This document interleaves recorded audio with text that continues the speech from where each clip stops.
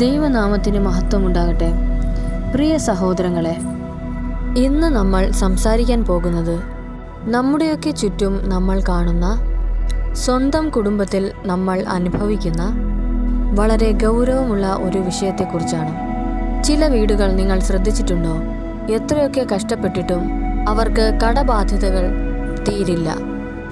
ഒരു അസുഖം മാറി വരുമ്പോൾ വീട്ടിലെ മറ്റൊരാൾക്ക് അസുഖം വരും. മക്കളുടെ വിവാഹ പ്രായം കഴിഞ്ഞു പോയിട്ടും എത്രയൊക്കെ നോക്കിയിട്ടും വിവാഹം നടക്കുന്നില്ല. വിവാഹം കഴിഞ്ഞാലോ കുഞ്ഞുങ്ങളുണ്ടാകില്ല. അല്ലെങ്കിൽ എപ്പോഴും ദാമ്പത്തിക പ്രശ്നങ്ങളായിരിക്കും. ഒന്നിനു പുറകെ ഒന്നായി ദുരന്തങ്ങളും സങ്കടങ്ങളും ആ ഭവനങ്ങളെ വേട്ടയാടിക്കൊണ്ടേയിരിക്കും.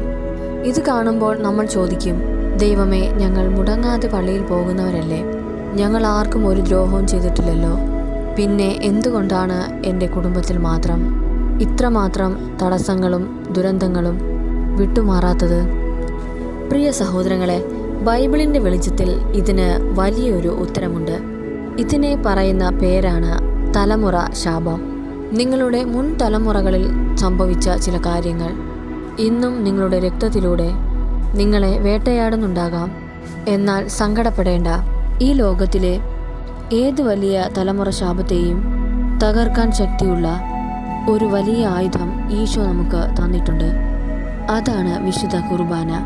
നിങ്ങളുടെ പൂർവികർക്ക് വേണ്ടി കുർബാന അർപ്പിക്കുമ്പോൾ അത് എങ്ങനെയാണ് ഈ ശാപങ്ങളെ തകർക്കുന്നത് എന്നും ഈശോയുടെ തിരുരക്തം നിങ്ങളുടെ കുടുംബത്തിന് സംരക്ഷണമാകുമെന്നും അടുത്ത 12 മിനിറ്റിൽ നമ്മൾ കാണാൻ പോകുന്നത്. ഇത് കേട്ട് കഴിയുമ്പോൾ നിങ്ങളുടെ സകല തടസ്സങ്ങളും മാറാനുള്ള വാതിൽ തുറക്കപ്പെടും. വീഡിയോ മുഴുവനായി ശ്രദ്ധയോടെ കാണുക. എങ്ങനെയാണ് തലമുറ ശാപത്തെ നീക്കം ചെയ്യുന്നത്? ഈ വലിയ ആത്മീയ രഹസ്യങ്ങളിലേക്ക് കടക്കുന്നതിന് മുൻപ് തങ്ങളുടെ കുടുംബം അനുഭവിക്കുന്ന സാമ്പത്തിക തകർച്ചകളിൽ നിന്നും, രോഗങ്ങളിൽ നിന്നും, സകല തടസ്സങ്ങളിൽ നിന്നും, ശാപങ്ങളിൽ നിന്നും പൂർണ്ണമായ വിടുതൽ ആഗ്രഹിക്കുന്ന സകലരും താഴെ കമൻറ്റ് ബോക്സിൽ വലിയൊരു വിശ്വാസത്തോടെ ഇപ്രകാരം ഒന്ന് എഴുതുക: കർത്താവേ, അങ്ങയുടെ തിരുരക്തത്താൽ എൻ്റെ കുടുംബത്തെ സകല ശാപങ്ങളിൽ നിന്നും സ്വതന്ത്രരാക്കണമേ. നിങ്ങൾ കണ്ണുനീരോടെ എഴുതുന്ന ഈ ചെറിയ പ്രാർത്ഥന നിങ്ങളുടെ കുടുംബത്തിൻ്റെ വലിയ ഒരു വിടുതലിന് തുടക്കം കുറിക്കട്ടെ. ഒന്നാമതായി നമ്മൾ ചിന്തിക്കേണ്ടത്, ശരിക്കും ഇങ്ങനെ തലമുറ ശാപങ്ങൾ ഉണ്ടോ എന്നാണ്. ബൈബിളിൽ വിലാപങ്ങളുടെ പുസ്തകം 5:7 വളരെ വ്യക്തമായി രേഖപ്പെടുത്തിയിരിക്കുന്നു: ഞങ്ങളുടെ പിതാക്കന്മാർ പാപം ചെയ്തു, അവർ മരിക്കുകയും ചെയ്തു. ഞങ്ങൾ അവരുടെ അകൃത്യങ്ങൾ വഹിക്കുന്നു. സഹോദരങ്ങളെ, ദൈവം വെറുതെ ഒരാളെ ശപിക്കുന്നതല്ല. ഇത് നമ്മുടെ പൂർവികർ, അതായത് നമ്മുടെ അപ്പൂപ്പന്മാരോ അവർക്ക് മുൻപുള്ളവരോ ചെയ്ത ചില വലിയ പാപങ്ങളുണ്ട്. മറ്റുള്ളവരുടെ കണ്ണുനീർ വീഴ്ത്തി സമ്പാദിച്ച സ്വത്തുക്കൾ, ദുർമന്ത്രവാദങ്ങൾ, രഹസ്യമായി ചെയ്ത പല പാപങ്ങളും, പാവപ്പെട്ടവരോട് ചെയ്ത അനീതികൾ, അവർ ചെയ്ത ഈ പാപത്തിൻ്റെ ആത്മീയമായ കടങ്ങൾ ആ കുടുംബത്തിൻ്റെ രക്തവഴികളിലൂടെ താഴേക്ക് ഒഴുകി വരും. പുറപ്പാട് പുസ്തകം 34:7 പറയുന്നുണ്ട്: പിതാക്കന്മാരുടെ കുറ്റങ്ങൾക്ക് മക്കളെയും മക്കളുടെ മക്കളെയും 3-4 തലമുറയോളം ശിക്ഷിക്കപ്പെടും.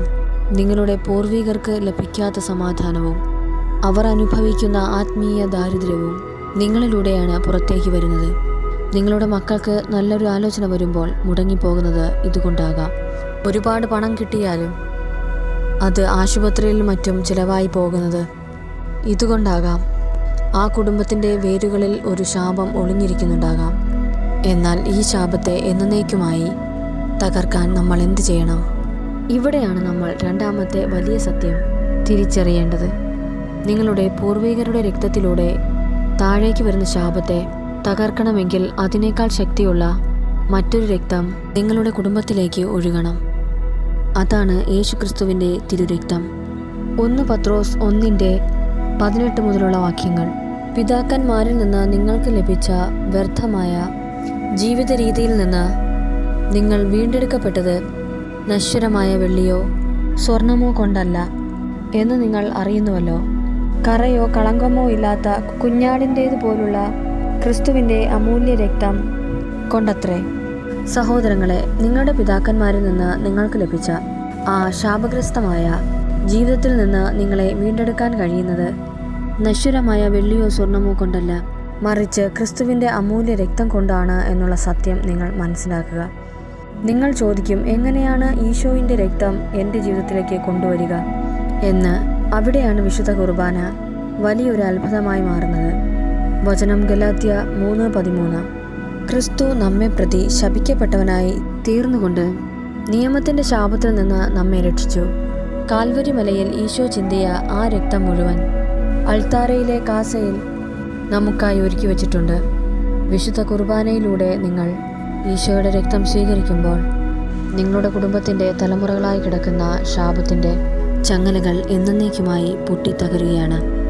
എങ്കിൽ മൂന്നാമതായി നമ്മൾ മനസ്സിലാക്കേണ്ടത്, ഈ ശാപങ്ങൾ മാറാനും നമ്മുടെ കുടുംബത്തിലെ തടസ്സങ്ങൾ മാറാനും നമ്മൾ വിശുദ്ധ കുർബാനയിൽ കൃത്യമായി എന്തൊക്കെ ചെയ്യണമെന്നാണ്. വളരെ പ്രായോഗികമായ 3 കാര്യങ്ങൾ ഞാൻ പറഞ്ഞു തരാം. 1. മരിച്ചുപോയ പൂർവികർക്ക് വേണ്ടി കുർബാന അർപ്പിക്കുക. അവർ ചെയ്ത സകല പാപത്തിനുമുള്ള പരിഹാര ബലിയായി നിങ്ങൾ ജീവിച്ചിരിക്കുന്നവർ ഈ കുർബാന അർപ്പിക്കണം. 2. കാഴ്ചവെപ്പിലെ കുടുംബവൃക്ഷം സമർപ്പിക്കുക. വൈദികൻ അപ്പവും മീഞ്ഞുമെടുക്കുന്ന ആ സമയത്ത് നിങ്ങളുടെ കുടുംബവൃക്ഷം മുഴുവൻ, നിങ്ങളുടെ അപ്പൂപ്പൻ, അവരുടെ അപ്പൂപ്പൻ, അങ്ങനെ താഴോട്ടുള്ള എല്ലാവരെയും മാനസികമായി ആ കാസയിലെ വീഞ്ഞിലേക്ക് ഇറക്കി വയ്ക്കുക. എന്നിട്ട് പ്രാർത്ഥിക്കുക, കർത്താവേ, എൻ്റെ പൂർവികർ ചെയ്ത സകല പാപങ്ങളെയും തെറ്റുകളെയും അവർ സമ്പാദിച്ച ശാപങ്ങളെയും ഞാൻ അൾത്താരയിൽ കാഴ്ചവെക്കുന്നു. അങ്ങയുടെ തിരുരക്തത്താൽ ഞങ്ങളുടെ കുടുംബത്തെ കഴുകണമേ. അതുപോലെ തന്നെ വിടുതലിനായുള്ള ദിവ്യ കാരുണ്യ സ്വീകരണം ഏറ്റവും പ്രധാനപ്പെട്ട കാര്യമാണിത്. നിങ്ങൾ അൾത്താരയ്ക്ക് മുമ്പിൽ ചെന്ന് ദിവ്യകാരുണ്യം നാവിലേക്ക് സ്വീകരിക്കുമ്പോൾ അത് വെറുമൊരു അപ്പമായി കാണരുത്. ആ നിമിഷം നിങ്ങൾ വിശ്വാസത്തോടെ ധ്യാനിക്കണം. ലോകത്തെ മുഴുവൻ രക്ഷിച്ച ഈശോയുടെ ചൂടുള്ള തിരുരക്തം എൻ്റെ സിരകളിലൂടെ ഒഴുകുകയാണ്. എൻ്റെ ഹൃദയത്തിലേക്കും അവിടെ നിന്ന് എൻ്റെ കുടുംബത്തിൻ്റെ സകല വേരുകളിലേക്കും ഒഴുകിയിറങ്ങി അവിടെ കിടക്കുന്ന സകല പാപങ്ങളെയും ശാപങ്ങളെയും രോഗങ്ങളെയും ദഹിപ്പിച്ചു കളയുന്നതായിട്ട് നിങ്ങൾ മനസ്സിൽ കാണുക. സഹോദരങ്ങളെ, ഈശോയുടെ രക്തം നിങ്ങളുടെ ഉള്ളിൽ വരുമ്പോൾ അവിടെ ഒരു തലമുറ ശാപത്തിനും പിടിച്ചു നിൽക്കാൻ കഴിയില്ല. ആരോടും ദേഷ്യമോ പകയോ വൈരാഗ്യമോ മനസ്സിൽ വയ്ക്കാതെ യേശുവിൻ്റെ ചൂടുള്ള രക്തം നിൻ്റെ ജീവിതത്തിലേക്ക് വരുമ്പോൾ എല്ലാ തലമുറ ശാപങ്ങളും നിന്നെ വിട്ട്, നിൻ്റെ കുടുംബത്തെ വിട്ട്, നിൻ്റെ ഭാവിയെ വിട്ട് മാറിപ്പോകും. പ്രിയമുള്ളവരെ, വചനത്തെ കേട്ടുകൊണ്ട്, വചനത്തെ മനസ്സിലാക്കിക്കൊണ്ട് ദൈവം നിങ്ങളെ ഓരോരുത്തരെയും അവിടുന്ന് അനുഗ്രഹിച്ചു കാക്കുമാറാകട്ടെ. ആമേൻ.